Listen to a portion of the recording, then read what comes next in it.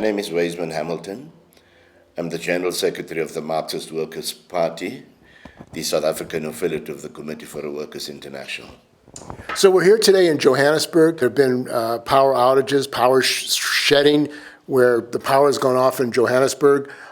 This has been going on for some time. And also in Durban, there was a power shutdown for 17 hours.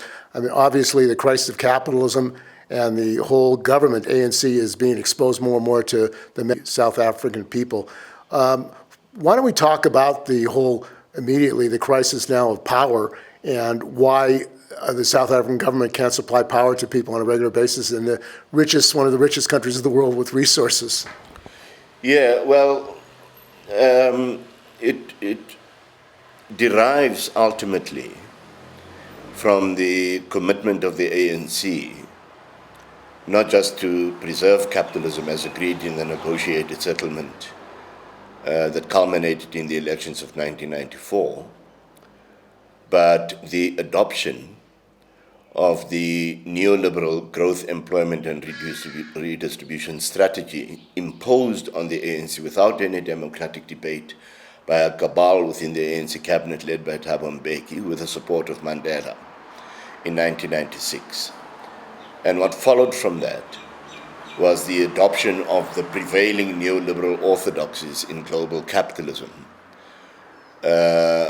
which in the first instance led to the ANC completely abandoning the Freedom Charter, which, even though it wasn't a socialist document, contained clauses for the nationalization of the commanding heights of the economy, which, were it to have been attempted, would have required on the part of the ANC to mobilize the working class.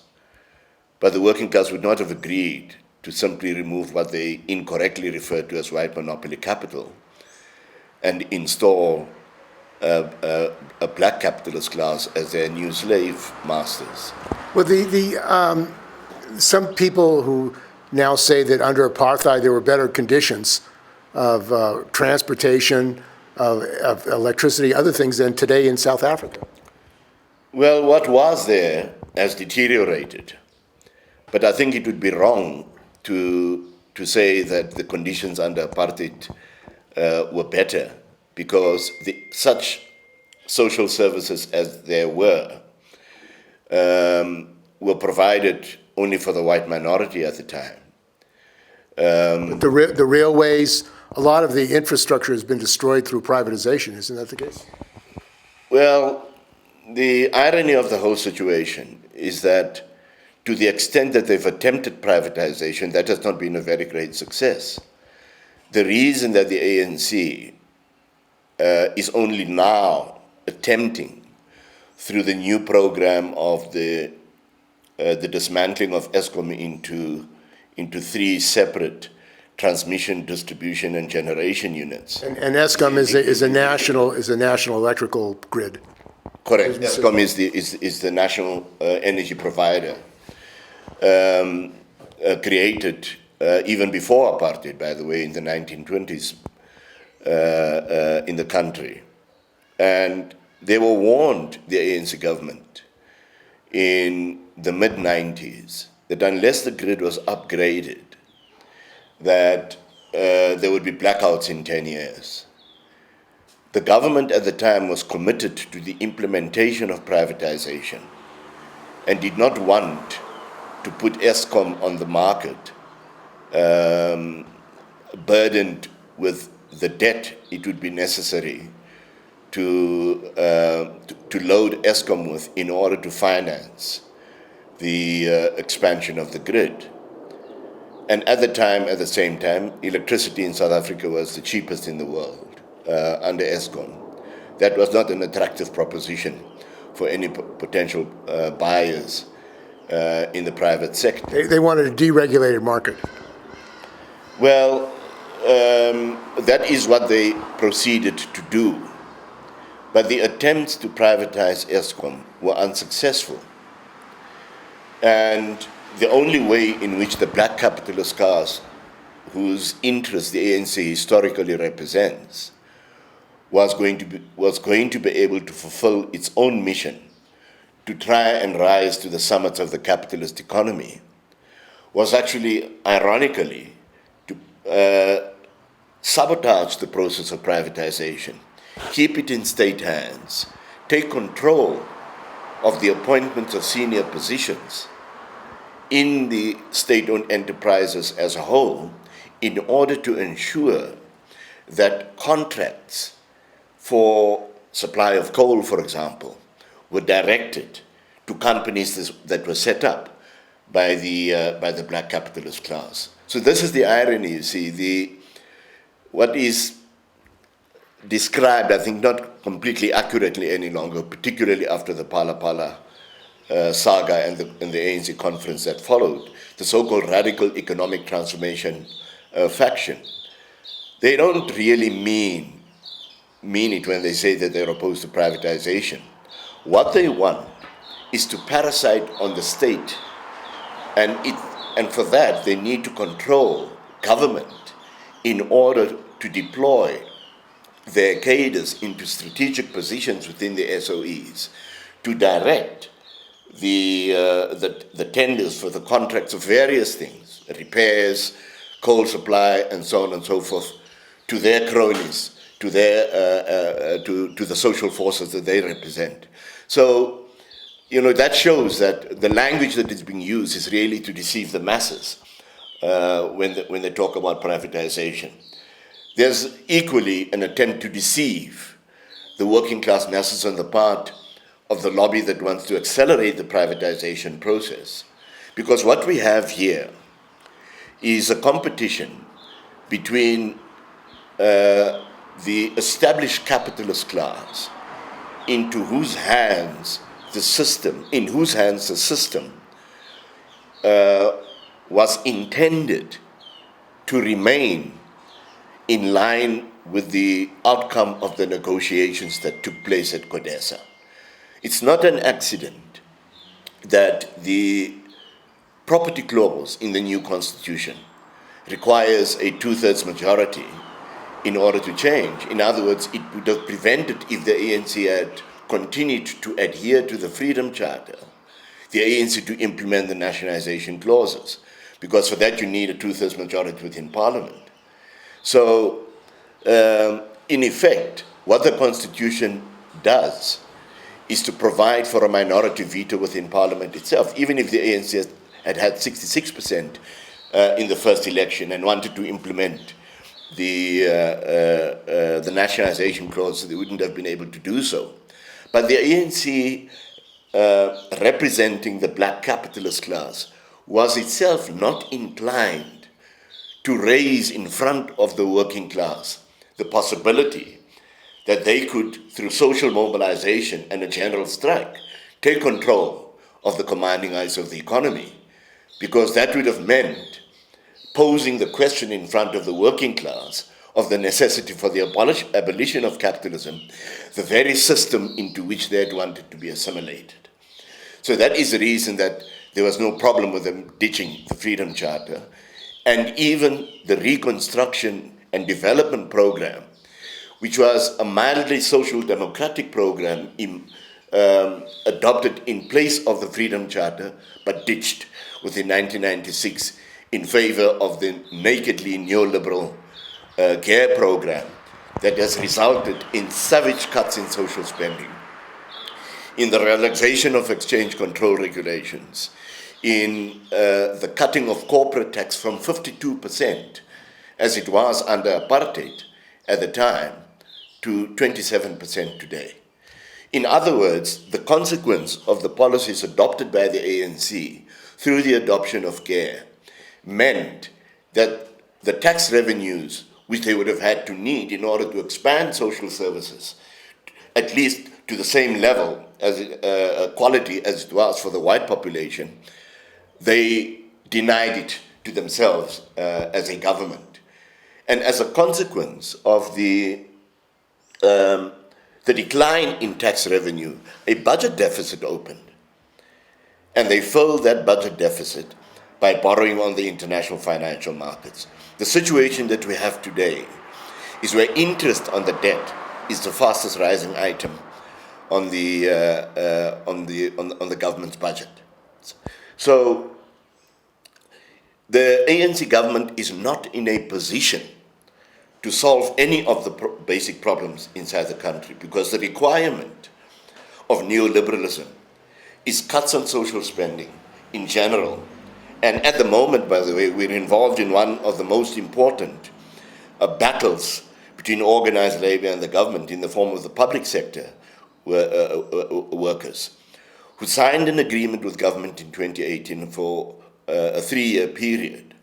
And the government unilaterally decided not to pay the third leg of the increase in 2018, with the support of the Constitutional Court, which in this particular instance has dropped the mask of impartiality it relies upon to conceal that in the final analysis, the judiciary are merely the judicial wing of the ruling class inside the country, and condemned in the most trenchant language the claims of the workers for the increases that had been negotiated by way of the mandate that was given by the cabinet to the Minister for Public Service and Administration.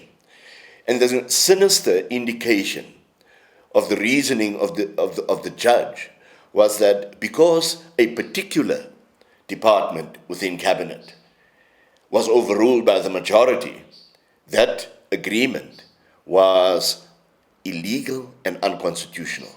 What the Concord is saying to the working class in this country is that it is unconstitutional for you to enter into an agreement to lift yourself out of poverty. You have no such rights under capitalism. So to bring us to where we are with ESCOM, they were warned, upgrade the grid. They failed to do so from 1998 onwards, when they had even developed a white paper. The consequence of this was a deterioration of the grid over time, and blackouts starting occurring in 2008. What made matters worse is that the country hosted the World Cup in 2010, and to avoid the embarrassment of blackouts during the World Cup, they redirected the maintenance budget for the ESCOM grid to keep the lights going, aggravating the rate of deterioration of the coal-fired power stations, and so on and so forth. The efforts that were made by the private sector, who have the capital, through the so-called independent power producers, again concealing their real intentions of profiteering behind concern for the environment by emphasizing that they want to switch to renewables. Those deals that were struck, they had bid windows to allow the private sector to bid for the contribution towards the grid. Between 2011, I think, and 2014, enough deals were signed in order to avert a possible blackout, but they were never approved because the coal lobby, which is now 50% black-owned, feared that the progress that they were making in switching the multi-decade agreements that characterized the coal industry under apartheid, and which they were succeeding now in getting switched to the black capitalist class, would become meaningless. And therefore you have a situation where the interests of the two wings of the ANC and the two wings behind them of the capitalist class that they represented are reinforcing the devastating consequences on the economy of the blackouts, and of course on the conditions of the working class itself. And Ramaphosa, who's the president, began as a leader of the Mine Workers Union. Correct. And he, along with many, many other union leaders who led the fight against apartheid as trade union leaders, apparently have been brought into the capitalist class by given stock in companies through the privatization process. How was this organized? Because it seems that a large number of them were now become part of the capitalist class in South Africa. Well, here's another irony. As part of what was then known as the Marxist Workers' Tendency of the ANC that I was a member of at the time in exile. We actually had meetings with the president of the NUM and with Ramaphosa himself in London in exile, and actually came to an agreement with them to start a political education program for mine workers, for shop stewards, which was called Sifuna Konke, Zulu for we want everything. But it was very clear from our discussions with Ramaphosa in particular that he was completely committed to the preservation of capitalism, and that his time in the union was really an apprenticeship that he was serving for the interests of capitalism. That is why the biggest mine workers' strike that took place in 1987, the biggest since the 1946 mine workers' strike in South Africa, was defeated, actually. Although politically it demonstrated the power of the working class and contributed to the acceleration of the decline of the image of the apartheid regime that it was invincible, Ramaphosa called off the strike when Anglo-American was just ready to put on the table an offer that would have met the majority of the demands of the workers. He called off the strike. The middle of the strike. Yeah, no, I mean, the strike went on for weeks. And just at the point where Anglo-American was about to settle, Ramaphosa, using the infamous phrase, "It was a tactical maneuver sideways," called it off. So, although it had an enormous political impact in terms of wages, the workers lost out in that strike. But that earned Ramaphosa his spurs in the eyes of the more far-sighted strategists of the capitalist class, particularly with the mining industry. And on the basis of his authority as the General Secretary of the NUM at the time, and the role that he was to play within COSATU when it was formed in 1985, his credentials continued to be burnished at that time. The working class was moving independently of the ANC. In fact, when we were in exile, we launched what we called a direct links campaign to persuade unions internationally to give recognition to and work with the emerging independent trade unions that were being formed independently of the ANC inside the country. The ANC was completely hostile to those developments. In fact, the trade union that was formed in the 1950s, SACP, continued to operate in exile without any real links inside the country, produced a statement in their publication called Workers' Unity saying direct links stink. Their attitude was, showing their contempt for the working class and its potential power, was that no union inside the country that gets recognition can be anything other than a yellow union. The apartheid regime is too powerful. So they overestimated the power of the regime and grossly underestimated the power of the working class itself. But the growing strength of COSATU, when it was formed, or as it was in the process of being formed through the unity talks, compelled them to adjust their tactics. They summoned the leadership of what was to be COSATU, when it was launched in December 1985, to Lusaka. And suddenly, J. Naidu came with a proposal that the new federation should be called COSATU. It's not an accidental choice of name. The Congress was intended to create the impression of an organic link between the ANC, the African National Congress, and the emerging trade unions that were inside the country. Meanwhile, the consciousness of the leading layers of the working class was streets ahead, light years, I would say, ahead of their own leaders, as well as that of the ANC and the Communist Party, the South African Communist Party. If you look at the words on the banner of the 1987 Congress of COSATU, the words read, "Socialism means freedom." the widespread understanding amongst workers and youth across all the different trade unions at the time was that the struggle against apartheid cannot be separated from the struggle against capitalism. And that is a lesson that they learned not by reading the 3 volumes of Das Kapital.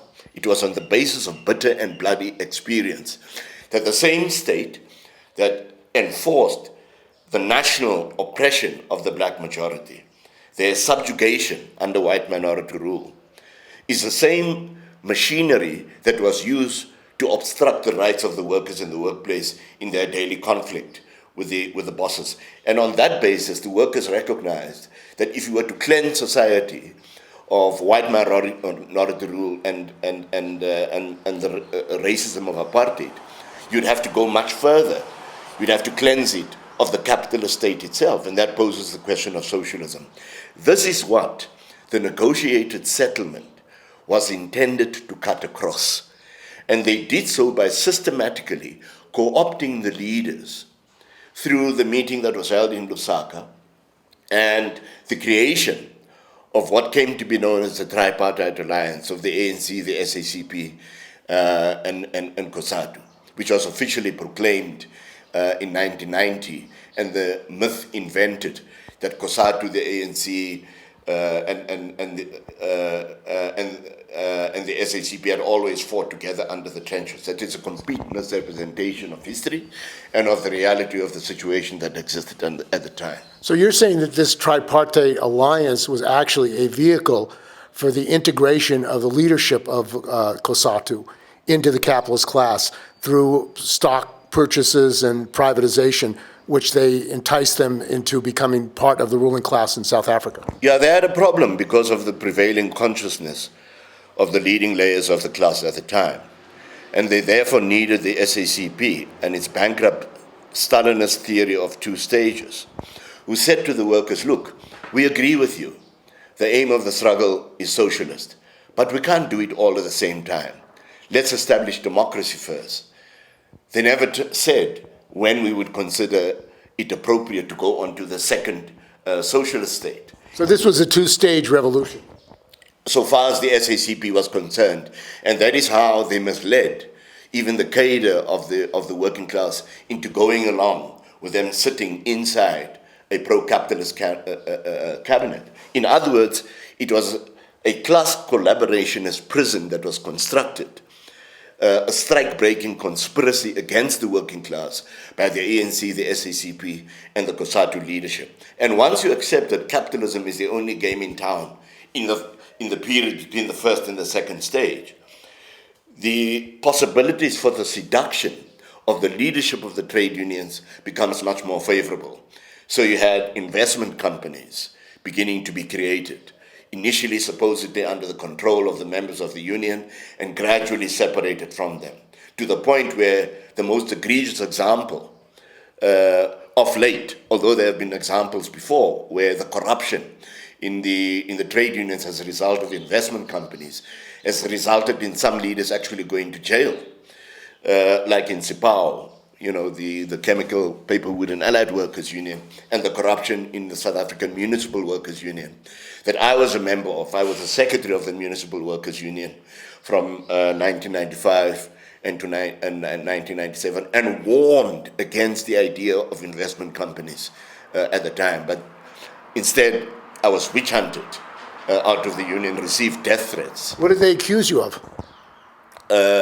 Of introducing a foreign form of socialism. The only socialism that was accepted was that of the South African Communist Party. So in other words, their theory of the 2 stages required that you don't fight capitalism. Exactly. Because you have to bring democracy first. Exactly. And then you can have, when that is over, then you can have socialism. So in other words, don't take up the class struggle. Exactly. You avoid it, and you exactly. And that's why you were attacked, because you said. Exactly. So once that arrangement was accepted by the COSATU leadership, it meant that the COSATU, as a federation, no longer embarked on anti-capitalist campaigns as such. There was token protest against the adoption of care. But even then, they said, well, we partially accept that certain strategic state-owned enterprises should not be subject for privatization, put up no resistance to that. And that is why you have the situation within NUMSA, where its NUMSA investment company has now been used by the corrupt cabal dominating, that's the metal workers union, led by Irvin Jim, has now been used to inflate the salaries of officials. Jim is reported to be on a salary of 150,000 rand a month. It is an outrage that regional secretaries are on 40 to 50,000 rand a month, if not higher. And what's the average wage of a worker? Well, in the mining industry, I don't have the figures to hand, but if it is anywhere near 15,000 rand a month, it gives you an idea of what we are dealing with so far, as the huge gulf that has opened up between the bureaucracy at the top within COSATU and their own members. That is a situation that we are faced with now. And inevitably, the appetite to become part of the pro-capitalist project of the ANC grows with the eating. And that is why the NUMSA investment company, for example, has been used to, on the one hand, finance. That's what the latest figures from the Independent Electoral Commission revealed. They made a donation of, I think, in the region of 800,000 to the EFF, 700,000 to the ANC, 300,000 to this corrupt outfit. These are donations to other political parties? Correct. When at the same time, the very same leadership, in order to cut across the process of the creation of the workers' parties, in which we played an important role, but we can come back to that question, created the Socialist Revolutionary Workers' Party, which is in reality an SACP Mark II. And was it who is Roy Singham, and what is his role in this whole process? Well, Roy Singham has very close relations with the Chinese Communist Party bureaucracy. Has now expanded his empire. He used to be the owner of a multinational called ThoughtWorks, which apparently has subsidiaries in a number of countries on the African continent and elsewhere, but has now focused his attention on China. And the Chinese, with the process of restoration taking place in China under the management of the Communist Party, has an interest in order to exert its own influence within the colonial world through the economic expansionist program called the Belt and Road Initiative. And in order to seduce people into colluding with the Chinese investments, sometimes loans on more favorable terms and so on and so forth, they are sponsoring the formation of SACP Mark IIs across the board, where, of course, the idea will be don't get into collision with the capitalist class. Let's have a democratic capitalism based on the native bourgeoisie, an idea that is completely and thoroughly bankrupt and was proven to be bankrupt by the October Revolution based on the permanent revolution that Lenin supported through his April thesis. And this idea of the Belt and Road, the argument that the Chinese use, the government and private companies, is they're investing for the betterment of South Africa, the betterment of Africa. They're building infrastructure. They're providing investment capital that is needed by Africa, and that they're the only place you're going to get it. Well, ask the Sri Lankans. You know, they defaulted on their debt. They're heavily in debt to the Chinese. At the moment, the Chinese are not coming to the party with attempts on the part of imperialism to try and ameliorate the debt situation in the colonial world, because they're afraid of the consequences of explosive developments such as the one that we've seen in Sri Lanka. Zambia has defaulted. They owe the Chinese. Ghana has recently defaulted. They owe the Chinese. They are every bit as imperialist as the original Western imperialist powers, as a matter of fact. The fact that they may offer slightly more favorable terms makes no difference, because in the final analysis, this is in pursuit of the rivalry between US imperialism and a rising China for world domination, in which the colonial world are merely just chess pieces in the conflict between the two. And there is the issue of contracting out contract labor, and also the importation of Chinese workers to do work that South Africans are doing and workers in other countries are bringing in a Chinese workforce. Is that the case? It's not so much here. What they have entered into are corrupt deals with state-owned enterprises. North China Rail and South China Rail are part of the companies that were identified by the Zondo Commission of Inquiry into what is called state capture, corrupt deals. They are currently attempting to create a huge steel manufacturing plant in Limpopo, completely and recklessly disregarding the environmental impact, and led, by the way, by somebody who is on the run from Zimbabwe for corruption, as a matter of fact. So they are not doing anything for the benefit of the working class and are using the good name of socialism in order to cover their imperialist ambitions. And there was a strike of an assembly plant, a truck assembly plant owned by the Chinese. NUMSA struck this assembly plant. It's apparently the Chinese company did not want it to be part of the employers association, that all the other auto assembly plants were part of. And do you know what happened to that strike? I'm not familiar with that. Okay. With that So this multipolarity theory that the Chinese and supporters of the Chinese have, what do you think about that theory that the global South have to unite against U.S. imperialism? Well, they are merely trying to mobilize support for their own imperialist ambitions to subjugate the colonial world as much as US and British and other French imperialism did in the past. It's a battle amongst predators, which inevitably results in conflicts amongst themselves. It would be a fatal mistake for us to give any support to the imperialist ambitions of the Chinese, which is a police state, by the way.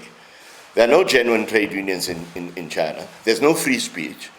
And the talk that, well, they've lifted people out of poverty, that is an accidental byproduct of a planned economy, as a matter of fact. And all the contradictions that you find in capitalism are beginning to manifest themselves in the Chinese economy as a consequence of the rise of the capitalist class as a factor within Chinese society, bringing Xi, who wants to become the lifelong emperor, it seems, into conflict with the rising capitalist class who are chafing against the strictures of the state-owned economy. None of that. The Chinese working class must find their way out of this impasse by establishing a mass workers' party on a socialist program to cleanse society, both of the nascent capitalist class that is now developed to the point where you can no longer refuse to recognize that this is a state capitalist economy. And there are more billionaires in China than any place else in the world. Exactly. But they call themselves socialists? No, exactly. But it's been the policy of Stalinism, has it not, to disguise the pursuit of the interests of the bureaucracy under Stalin in the first place in socialist language. They were the originators of the nonsense of the block of four classes in China, which led to the catastrophic defeat of the Chinese Communist Party in Shanghai in 1927, where the Chinese Communist Party was compelled to enter into an alliance with Chiang Kai-shek's Kuomintang and to subordinate the program of the Chinese Communist Party to the representatives of the native Chinese bourgeoisie. That what we are being advised to do by the Chinese Communist Party in South Africa through the SRWP is exactly the same thing. If you examine the SRWP's program, it is no different from that of the SACP in the final analysis. And why would they create a party when, as a consequence of the establishment of SAFTU in 2017, a decision was taken? Yes, we played an important role in that, at that time as the Democratic Socialist Movement and WASP, and now we continue to play a role in that process as the Marxist Workers' Party. But at the founding conference of SAFTU, we warned the comrades that the bourgeois are not sitting on their backsides. They are observing the growing crisis within the ANC, the possibility that there could be a split, and therefore are preparing substitutes in order to maintain the preservation of capitalism, and in particular the neoliberal program that the ANC has adopted through a coalition of political parties in the future. And therefore, the working class must reclaim its political and class independence by forming their own party. The consequence of that debate within the SACP Congress was the establishment of what was called the Political and Ideological Commission, whose mandate was to clear the way towards the formation of a mass workers' party. The Political and Ideological Commission then convened in 2018 of July 2018, a working class summit where 1,000 delegates from 147 community, youth, and trade union formations adopted a declaration for the establishment of a mass workers' party on a socialist program. Now, that declaration, by the way, did not fall out of a clear blue sky. It was a direct result of the class polarization and therefore the political differentiation that was taking place between the ANC on the one hand and its working class constituency on the other. The most graphic example of which was the survey that was conducted by COSATU in 2010, which they outsourced to the brother of the former president Thabo Mbeki, Moeletsi Mbeki, himself a pro-capitalist ideologue of capitalism in South Africa, who undertook the survey of political attitudes in 2010, completed it in 2012, and found that 67% of COSATU workers wanted a workers' party. And therefore, the declaration that was adopted in 2018 was fully in step with the outlook of the majority of the members of COSATU itself. I don't have time to go into the details, of the process.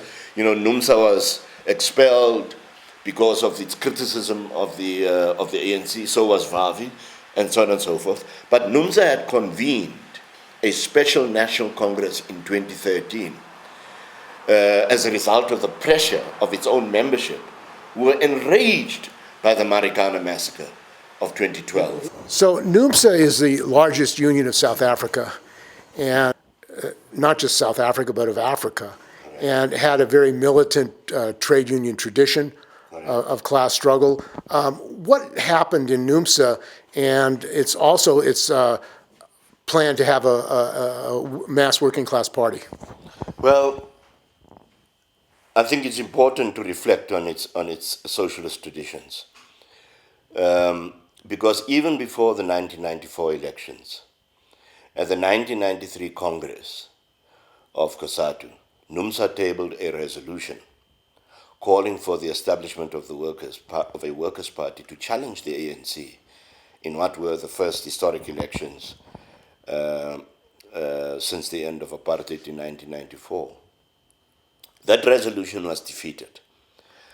In our view, it was premature, in the sense that while it was necessary to create the basis for a workers' party, it would still have been necessary to fight for a socialist program within the ANC in the way that we had argued as the Marxist workers' tendency of the ANC, because the mass of the workers would have been left behind by its more advanced layers in turning against the ANC, around whom the majority recognized the necessity to unite in order to put an end to white minority rule once and for all. But it is nevertheless an indication of the far-sightedness of the layer organized within NUMSA, the class consciousness. They themselves built or developed the conclusions implicit but not explicitly stated by the speech that was made by the General Secretary of COSATU in 1982, at the Congress of COSATU, one of the major federations that came out of the development of the emerging trade unions, in which he warned the working class not to allow itself to repeat the history of what had happened on the African continent, where organized workers supported liberation movements only to be betrayed afterwards. He did not develop the idea. The logic of his argument is that the workers had to organize themselves politically independently. He didn't, but despite the fact that that it was merely implicit, the idea of the political organizational independence of the working class, he came under a vicious assault from the South African Communist Party for refusing to recognize that the sole and only recognition party of the working class is the SACP itself. And the SACP, how has it been influenced by capitalism in South Africa? And have they themselves become involved in capitalist relations? It degenerated from the time, or in tandem with the degeneration of the Russian Revolution itself and the rise of Stalinism. When in 1928, the International Executive Committee of the Communist International, under Stalin's direction, imposed on them the so-called Date of Republic thesis, according to which you first needed to have a black capitalist republic and to postpone the idea of a socialist revolution into some indefinite date. That was in 1928? 1928 already. So that it was Stalinized almost from birth. It's true that, it was still a toddler. It was formed in 1921 as the Communist Party of South Africa. But in the genuine recognition of the need to link up with fellow workers in the struggle for socialism on an international basis, they were sucked into the Comintern, unfortunately, at the time when the Comintern's degeneration entailed the jettisoning of all the fundamental principles of Marxism on which the Russian Revolution itself was fought. And today, are there corruption crises in the South African Communist Party? Are they part of the privatization process? It is certainly the case that leading members of the Communist Party have, in the different portfolios that they occupied at different levels of government, have been sucked into corruption, including the Minister of Higher Education, Blade Nzimande, who have abused the sector education training authority budgets in order to enrich family and friends. But that comes as no surprise. The point is that from the very onset, as the movement developed, the Communist Party was already ideologically corrupted by Stalinism. And you have the position of the ANC, which says they're against Zionism, the apartheid state of Israel, yet apparently most recently they approved the sale of Clover, largest national dairy company, to an Israeli billionaire, the Wertheim family, which took over and then proceeded to attack the workers, cut their wages. And the role of Zionism and the apartheid regime in Israel, what role does it have in South Africa? Well, they exert their influence for the protection of their own investments in South Africa through the cowardly collaboration of the ANC government, which says one thing in words, against in support of the liberation of the Palestinian people, but does something the very opposite in its continued collaboration with the Israeli regime. It doesn't come as any surprise. Well, Israel has a lot of trade with South Africa. The Zim shipping line has operations in Durban. Has there been any effort of the Longshore workers, dockers, to stop the trade between Israel and South Africa? Well, you see, such actions would require a leadership in the affiliates of COSATU that are conscious of these questions. Unfortunately, they themselves have been contaminated by the degeneration within the ANC, the tripartite alliance, and many of them have not really taken serious action when these matters have arisen. And you feel that there needs to be a mass working class party in South Africa as a political alternative. How is that going to take place, and how do you put that in context of what's going on internationally in the crisis of capitalism? Well, first of all, I think that is exactly what the developments internationally are indicating is the way forward for the working class.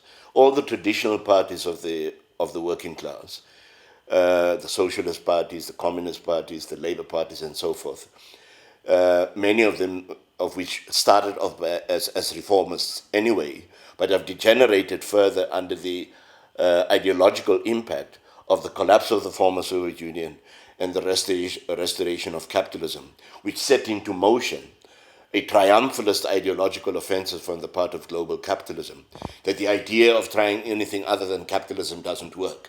And they've been affected by that.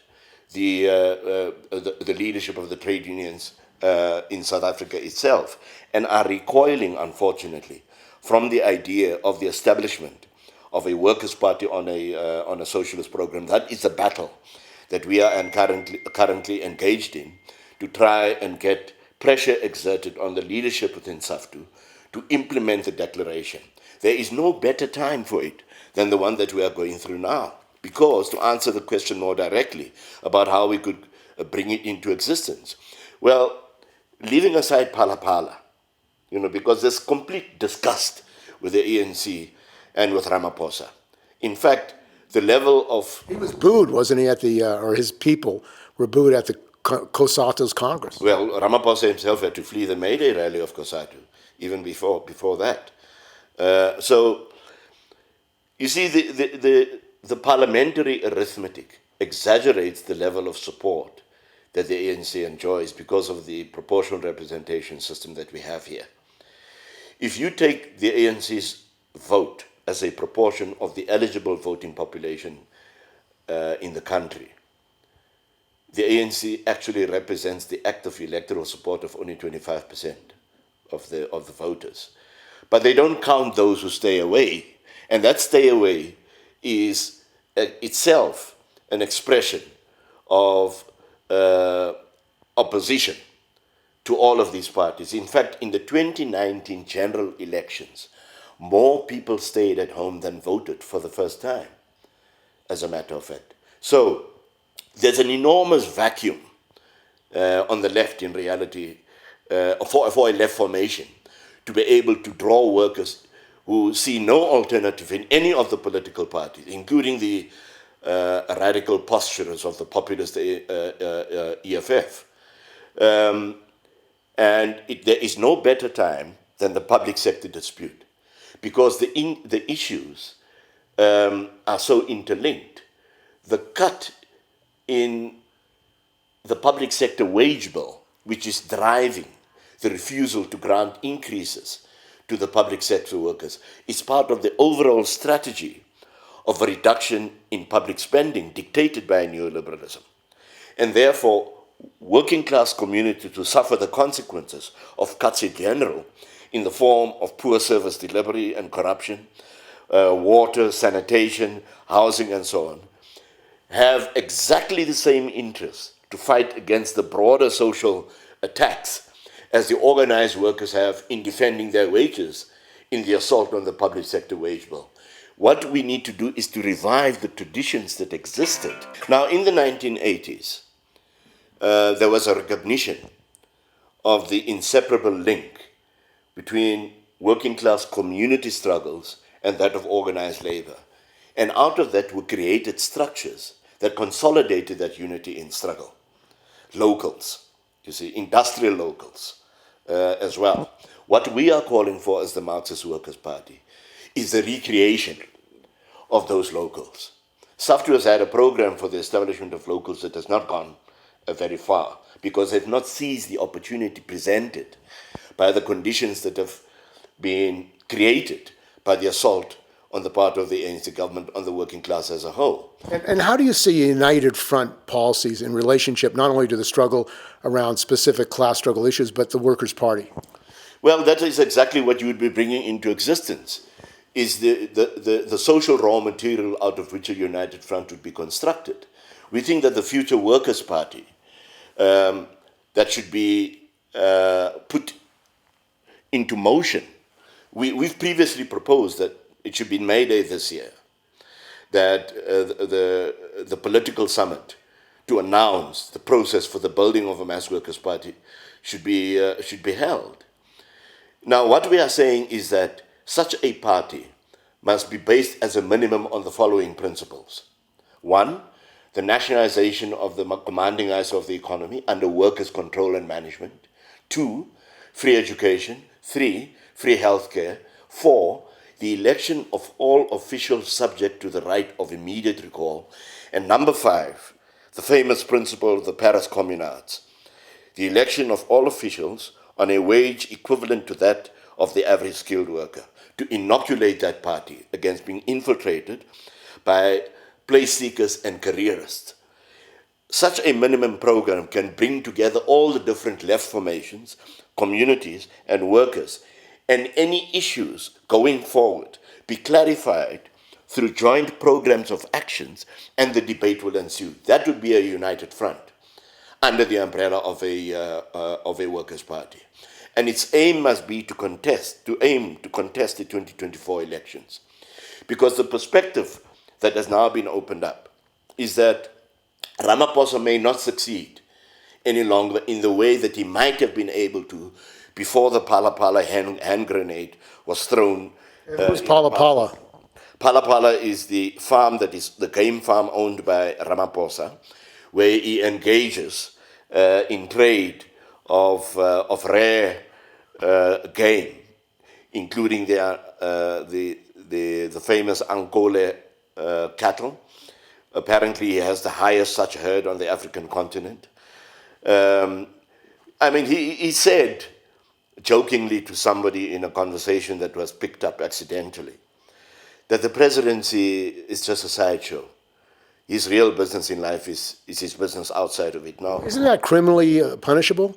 no, I don't think it is. I mean, the hiding of money, millions of dollars were in his farm that hadn't been reported. I mean, if a regular person took that money, didn't pay taxes on it, is that illegal? Well, look, it's nothing new. But it goes on. I mean, but under the law, if you don't report taxes. Obviously, it can't be correct that you can keep, that amount of money hidden in a mattress. But they didn't prosecute him. Well, the investigations are being conducted by multiple agencies. The National Prosecuting Authority is waiting for a docket from the Hawks. The South African Revenue Service is conducting an investigation. The Reserve Bank is conducting an investigation, and so on and so forth. And let's wait and see what is going to come out of it. It would be an extraordinary coincidence if all of them found that he had nothing to answer for and to contradict the evidence of the parliamentary panel that was set up to do the initial investigation and found that he had a case to answer. Look, the real question out of all of this is how is it that Ramaphosa, despite the evidence, you see, even if anything, all of that was legal that he did, what is a president doing, engaging in that kind of activity when he's supposed to be running the country? It tells you everything about what the ANC actually is. It's a party that was created to fulfill the aspirations of the black capitalist class to take their place at the summits of the economy alongside white monopoly capital to enjoy the pleasures of the exploitation and oppression of the working class majority in this country. That is what is important here. The legalities, in my view, are actually secondary. You see, that is the thing here. And it's not the first time. Let's remember that after the Marikana massacre, Ramaphosa had to be embarrassed into withdrawing an offer that he made at an auction for gain of 19 million rand, when the blood had not even dried of the martyrs of Marikana. And he was in favor of calling in the police in the emails that were revealed when he was on the board. But he created the climate for the massacre by describing the actions of the mine workers as criminal and requiring concomitant action, to use his exact words. Yeah, no, he created the climate for it. There's no question about it. That was a premeditated massacre. If you look at the video that was produced, minus shot down, it shows you how mortuary vans were brought to the scene the night before the massacre, in spite of the fact that there had been a public commitment for a meeting between the then AMCU, who didn't create the strike, by the way. There's a common mistake that people are making. AMCU was merely the beneficiary of the desire of the workers who had rebelled against the NUM and needed a new home. But there was an agreement to have a meeting that morning, the morning of the massacre. Matunjwa turned up in the studio. The mining bosses didn't. They had a plan. They were going to execute it. And the real outrage as far as the capitalist class was concerned is that it's not so much what they considered to be the outrageous demand of 12,500 rand a month, is the impertinence of the workers to think that they are not supposed to be slaves. That's really what that was all about. That they thought themselves entitled to be treated like decent human beings. They retreated from the premises of the mines onto a hill because they were being shot at by snipers. Before that, some police lost their lives, it's true, but workers did so as well. So the workers retreated onto a hill to protect themselves. Why, when the workers, responding to the appeal of Matunjwa, who by then had drawn the conclusion that there was going to be a massacre, urged the workers to vacate the hill, were they then corralled with razor wire at the bottom as they were going back to the nearby village? They had to be shot down. A lesson had to be taught here, that you have no right to be anything other than a slave. And Ramaphosa was on the board of directors of Lonmin. Well, not only in relation to the decisions that led to the massacre, but also at a time when Lonmin was engaged in illicit capital flows. Lonmin registers its head office in Mauritius, where the corporate tax rate is 14% compared to 28% in South Africa. Now, those who say that he didn't steal, and there are people who are trying to rationalize their fear, their lesser evilism fear, that rather Ramaphosa, the devil we know, than any of the other lot. And one can understand their fears because the RET banner has been used by criminal syndicates to hold up construction sites, demanding 30% of revenue at the point of an AK-47 machine gun. You can understand why people will say we'd rather have him. But the reality is, the money that went into Mauritius from Lonmin when he was on the board deprived the country of the revenue needed for service delivery. He's as much responsible for the kind of corruption of state money as the rest of them. The war in Ukraine and the invasion of Russia, the massive escalation of military budget in the United States to $750 billion, the effect of the war on people around the world, food, the climate situation. What is the role of working people here in South Africa and the perspective of the working class in South Africa? What should they have towards the growing threat of a global world war? Well, first of all, with regard to the conflict itself, again, the ANC misrepresenting the real historical situation that we have in the Soviet Union, completely leaving out of account that what you have now is not the Soviet Union of pre-1990, but a pro-capitalist state with imperialist ambitions that went into Ukraine as part of its own expansionist program, coming into collision with the equally expansionist program of US imperialism and NATO. Our position is we do not support the imperialist, corrupt Putin, nor do we support the right-wing, anti-working class Zelensky. The outcome of that war has to be determined independently by the workers in Ukraine and by the workers in Russia. But the fact that we have a war like this and the consequent rise in tensions further between the US and China, and the recklessly irresponsible remarks that have been made on state television in Russia, threatening to obliterate Britain, which the commentator apparently, the newsreader or commentator apparently said is just a little island. All we have to drop is a to do is to drop a nuclear bomb and it will cease to exist, is an indication of the urgent necessity to take the rulership of society globally out of the hands of the capitalist class, who are driving society towards the danger. At the moment, a nuclear war is still unlikely because, on the one hand, of the fear of mutually assured destruction, but also because it will trigger a mass revolt on the part of the working class were that to happen in all countries. That is why they're holding back. So the thing is, if you have lunatics like Trump that could possibly come to power, like Modi in India, and so forth. I mean, you have a rise of fascism internationally. An accidental triggering of a nuclear exchange is entirely possible. It's unlikely that it would escalate into a nuclear war, but that can happen. You see, a skirmish that they imagined that they would be engaged in.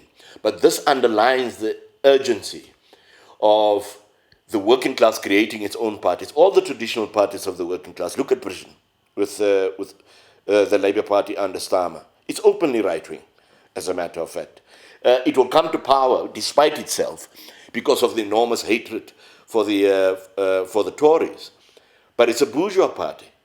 You know, The Economist, which is a famous right-wing capitalist journal, said that you can hardly put a cigarette paper between the Conservative Party and the Labour Party, under Blair already, by the way, and he's just the latest incarnation of Blair, Starmer. You have a similar problem all over. All the left formations, unfortunately, have fallen short on this question.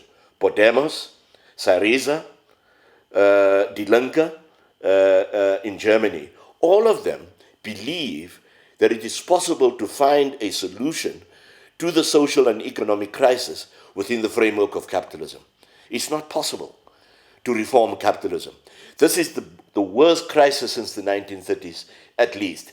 And the capitalists are at sixes and sevens about what to do, because they responded to the global financial crisis of 2008 through QE, ultra-low interest rates, creating the time bomb, the global time bomb of debt that currently exists, and creating also the conditions under which the inflationary pressures, even before Ukraine was invaded, that were beginning to appear.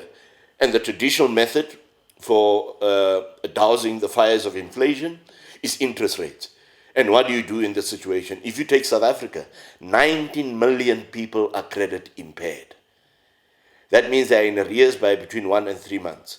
You continue with raising interest rates, people are going to lose their homes, their cars.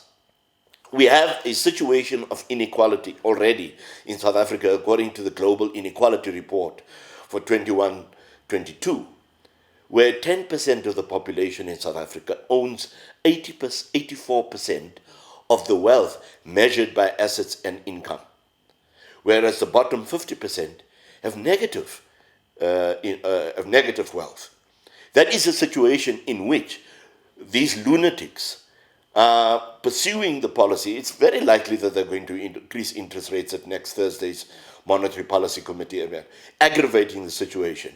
And the protests that have broken out in the wake of the tariff increase that the electricity regulator has granted Eskom is the spark that has set alight the fires of discontent, which had already, by the way, taken South Africa to the top of the global league of social protest per head of population, actually.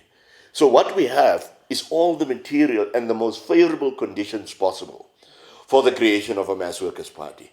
And let that party be created through the mass action, the locals, and the mass action that they must organize in their localities, but come together and democratically elect their own leaders on the principles that I've outlined, so that by the time that you get to the launch of the Mass Workers' Party, you don't have a prefabricated leadership parachuted onto the conference, but the workers have been elected themselves from the ground upwards on the program that I've outlined. To that 5-point program, many things can be added. But I think that nobody would disagree with those 5 points. That housing issue. Yeah, I'm saying it can be developed. The climate issue has become very, very important. The gender-based violence issue has become very, very important. Let it be democratically developed through engagement on a democratic basis under the banner of the Workers' Party. And the role of the AFL-CIO in South Africa, they were supporting Buthelezi and Inkatha. They gave them millions of dollars, the CIA and the AFL-CIO. What has been the effect of the role of the AFL-CIO in what happened in South Africa and happens today? Well, I think that we are still paying the price because what the support of the AFL-CIO did was to equip the IFP to turn KwaZulu-Natal into a killing field. And unfortunately, those traditions continue today under the banner of the ANC itself, where there are killings of councillors by former homeland officials, by the way, incorporated into South African Police Service by the current Minister of Police, Bheki Cele. And all those habits, unfortunately, continue today.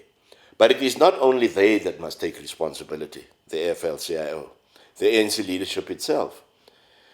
In 1979, as the Marxist workers' tendency of the ANC, we exposed the secret discussions that were taking place between Buthelezi and the ANC and warned that the working class in South Africa would pay in blood for that mistake. In 1979, for exposing that, the leadership suspended 4 members of the editorial board who happened to be members of the Marxist workers' tendency, but were on the editorial board of Workers' Unity, the SACP publication. They converted those suspensions into expulsions in 1985 at a conference in Lusaka, at Kabwe, where the accused, the suspended comrades, were not even invited to.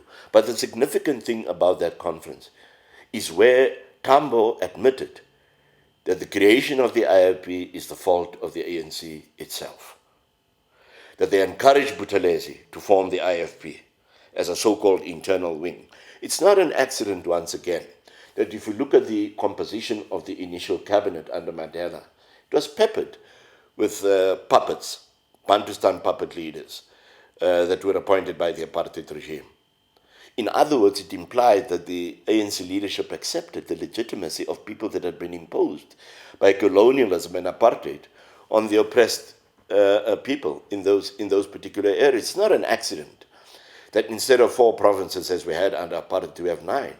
It was to make room for the homeland apparatus to be able to be legitimized under the democratic order, to be able to get their positions through the recreation of the institutions of traditional leadership, the handing over of 1/3 of KwaZulu-Natal to the Zulu king at the time as a bribe to persuade the IFP to participate in the elections in 1994, a week before the elections, by the way, where to this day, in the land that was handed over to the Zulu royal family, people live under the same administrative conditions, the so-called permission to occupy certificates issued by the apartheid regime, and where they have attempted to intensify the exploitation by forcing people to pay thousands of rands for leases to stay on the land, actually.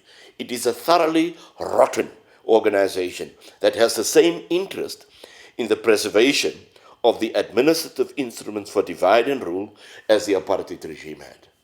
And do you think the AFL-CIO and the U.S. government and the CIA through collaborating with the AFL-CIO, should be responsible for